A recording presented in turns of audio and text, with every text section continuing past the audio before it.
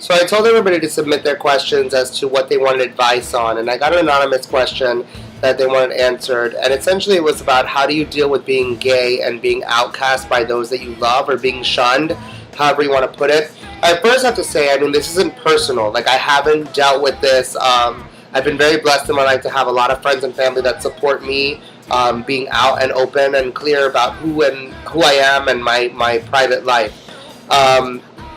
How to deal with it. It's just such a difficult answer to give. It really is, and it's something that I don't want to be responsible for giving bad advice. How do I think that I would deal with it is the only way I can answer this. How do I think I would deal with it? Well, first, I believe in educating people. I think a lot of the reasons why people outcast people is because they don't understand.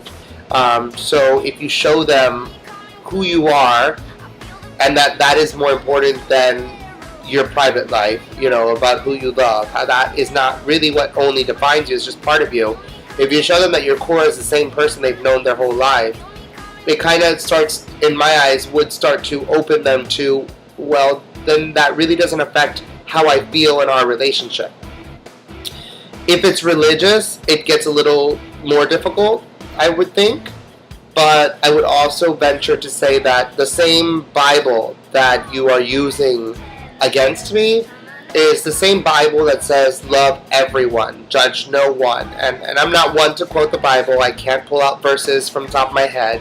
But, read the whole thing, not just the passage. And when people start quoting new passages that say things negatively speaking about homosexuality, make sure they read above and below, and they read the whole passage, and make sure they study the origin of the Bible. What translation are they holding and when was it translated? And when you ask these questions, you get people thinking about things that sometimes they've never really asked themselves. You think of it this way. You're having a conversation and you're like, I really don't like her when she yells at people, right? And somebody decides to say, I heard Juan say he doesn't really like her. And now everybody thinks that I don't like somebody. When you do that in the Bible, you take one part and that's all that you speak about. And you don't speak about the before and the after. It's really, really bad to take things out of context. You have to read the entire part. And we also have to take, again, I'm not a pastor, I'm just giving you my opinion because that's what you're asking. Take it into context. The Bible says a lot of things that no longer apply.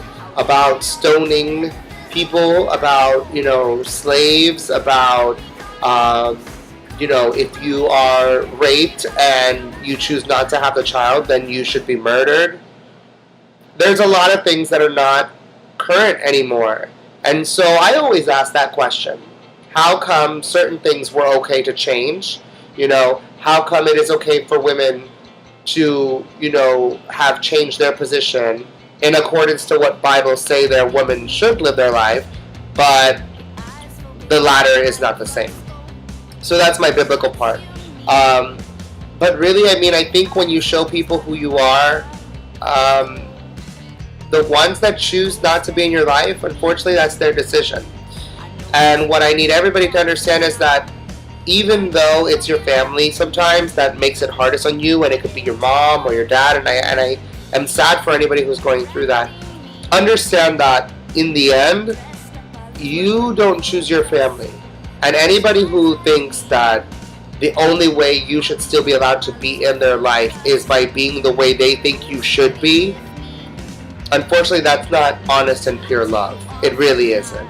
Even if they don't agree at their core, even if they think, what you're doing is wrong, there's a difference between disagreeing with the lifestyle. Regardless, I can respect that. I think that that's one aspect. But to outcast or shun somebody because of something that you don't agree with, to me it's no different than saying, well, I don't believe that people should be fat, and until you're skinny, we can't be family. It's nonsense. So people need to accept each other for who they are. And I also want to explain, I do believe in generation gaps. I do believe that, our people of our grandparents' age, they were not as accepting of anything that we are today. My grandparents are in their 80s, 70s and 80s, things like tattoos are a big deal to them, but we grew up in an age where tattoos are like, everybody's got them, right? I mean, it's not a big deal to us. So I can't expect them to transcend into something that, when they grew up, nobody even talked about it. And now you can see on TV two guys kissing, and, you see movies where the main character is gay. So I have to also understand that, things change. Time changes, and with different generations and different times in our life, then hopefully more acceptance comes. And lastly, I leave you with don't ever feel alone. As always, the message of One Cuban Nation is just remember that you have family through friends, and you have family through this network. And so keep the questions coming. I'm here for you, and I'll answer them the best I can. Again, I'm not an expert, but I do come from a good place. I do come from a place of love, and I hope that what I say to you really does give you some clarity and let you know that you're not alone, that other people are going through possibly what you're going through. And in this instance, I'm sorry to hear that, and a big hug from me to you. And let me know when you have another question, guys, and I'll be here to answer. Love you guys. Bye.